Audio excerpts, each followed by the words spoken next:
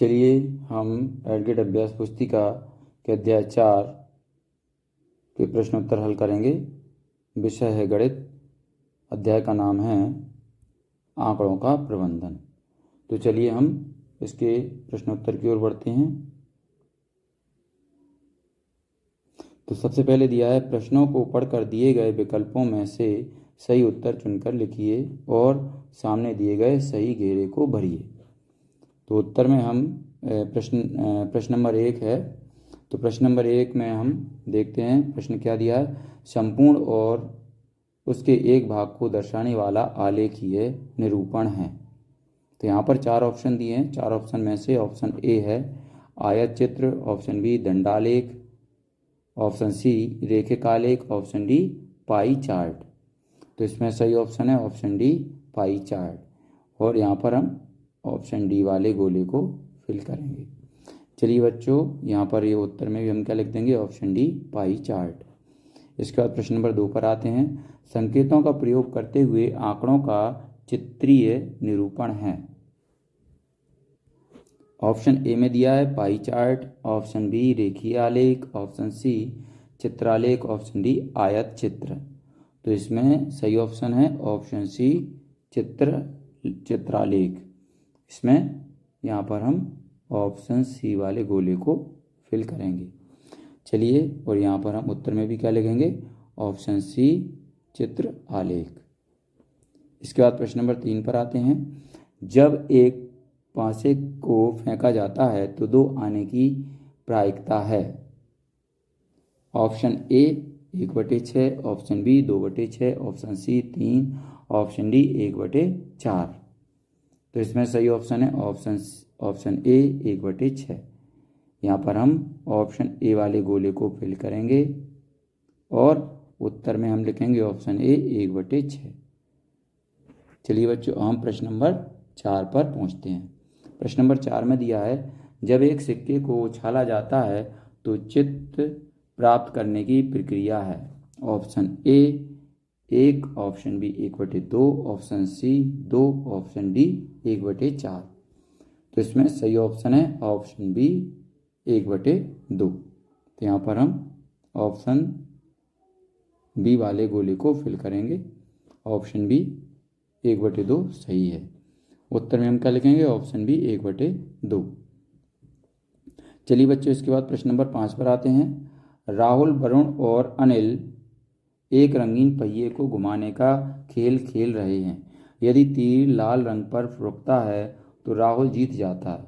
यदि तीर नीले रंग पर रुकता है तो वरुण जीत जाता है। यदि तीर हरे रंग पर रुकता है तो अनिल जीत जाता है। इस खेल को न्याय संगत बनाने के लिए निम्न में से कौन सा रंगीन पहिया प्रयोग किया जाना चाहिए। तो यहाँ पर देखिए, ये 4 पहिए दिए हुए हैं और नीचे यहाँ पर ऑप्शन दिए हैं। ऑप्शन ए में दिया है पहिया 1, ऑप्शन बी पहिया 2, ऑप्शन सी तीसरा नंबर का पहिया, ऑप्शन डी चौथे नंबर का पहिया। तो इसमें सही ऑप्शन क्या है, ऑप्शन डी चौथे नंबर का पहिया। यहाँ पर उत्तर में हम क्या लिखेंगे, ऑप्शन डी। और यहाँ पर डी वाले गोले को फिल करेंगे। चलिए बच्चों, हम आगे बढ़ते हैं। आगे प्रश्न दिए हैं, नीचे दिए गए प्रश्नों को हल कीजिए। तो प्रश्न नंबर 6 है, एक थैले में 5 लाल गेंदें और 3 पीली गेंदें हैं। थैले के अंदर बिना देखे लाल गेंद प्राप्त करने की प्रायिकता ज्ञात कीजिए।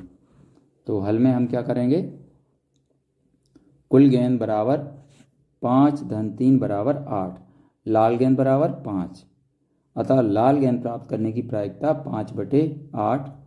ये हमारा क्या हो गया, उत्तर हो गया। चलिए, इसके बाद प्रश्न नंबर 7 पर आते हैं। जब एक पासे को फेंका जाता है तो निम्नलिखित प्रत्येक घटना की प्रायिकता ज्ञात कीजिए। नंबर 1, 5 से बड़ी एक संख्या। नंबर 2, 5 से बड़ी संख्या नहीं। तीसरा है सबसे छोटी अभाज्य संख्या। चौथा है सम संख्या। तो यहाँ पर हल में क्या लिखेंगे हम, नंबर 1, 5 से बड़ी एक संख्या 6 है, अतः प्रायिकता 1/6 होगी। अब प्रश्न नंबर 8 पर आते हैं। निम्न दंडालेख में अलग अलग शैक्षिक वर्षों में कक्षा 8 के विद्यार्थियों की संख्या दर्शाई गई है। दंडालेख को देखकर निम्नांकित प्रश्नों के उत्तर दीजिए। तो यहाँ पर देखिए, ये दंडालेख दिया है यहाँ पर दिया है शैक्षिक वर्ष और इस तरफ कक्षा 8 के विद्यार्थियों की संख्या। तो चलिए हम नीचे चलते हैं। नीचे 1 नंबर पर पूछा है इस दंडालेख द्वारा क्या सूचना दी गई है। दूसरा है किस वर्ष में विद्यार्थियों की संख्या में अधिकतम वृद्धि हुई। और तीसरा है किस वर्ष में विद्यार्थियों की संख्या अधिकतम है। और चौथा है बताइए कि यह सत्य है या असत्य है कि 2005-06 में विद्यार्थियों की संख्या 2003-04 की संख्या की दुगनी है।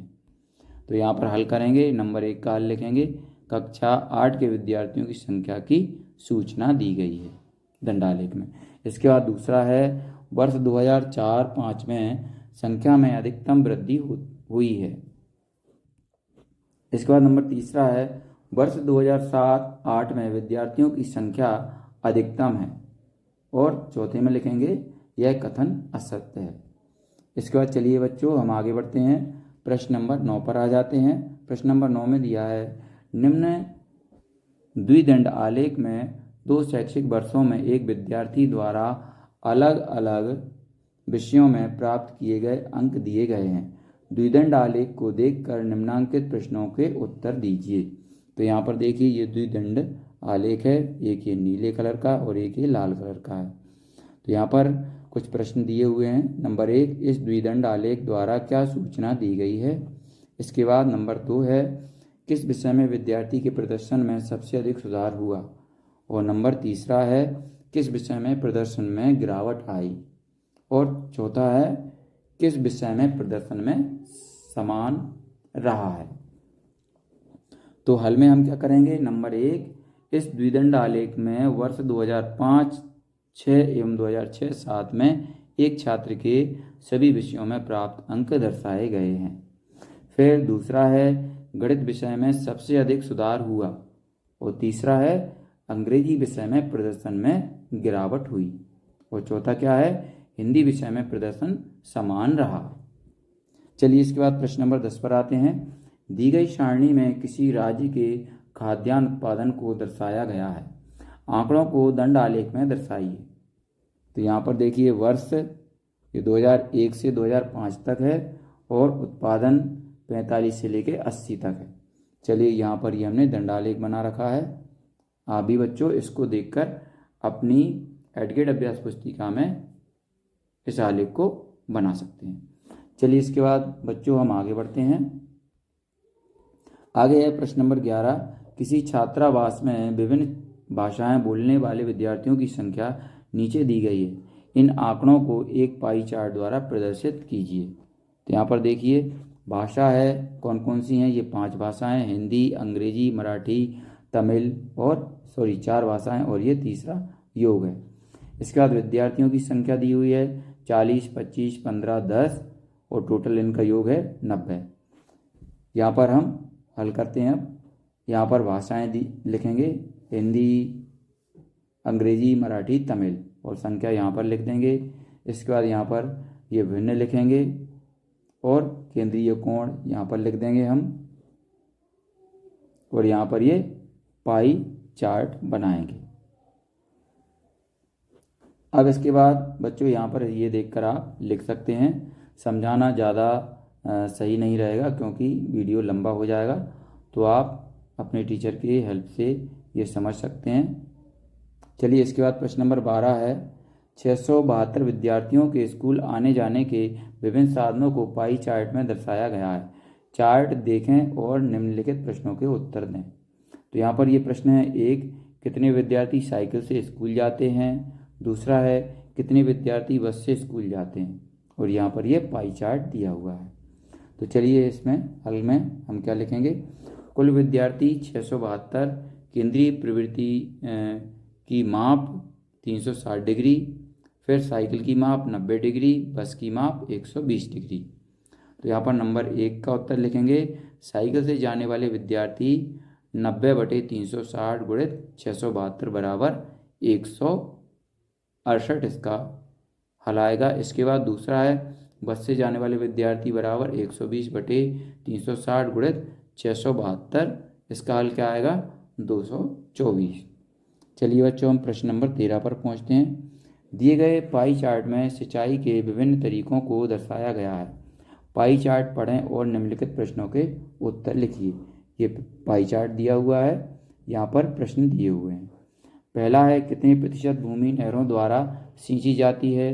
दूसरा है 17% भूमि किस माध्यम से सींची जाती है। और तीसरा है ट्यूबवेल से सींची जाने वाली भूमि का प्रतिशत कितना है। तो चलिए बच्चों हम यहाँ पर इसका हल करते हैं।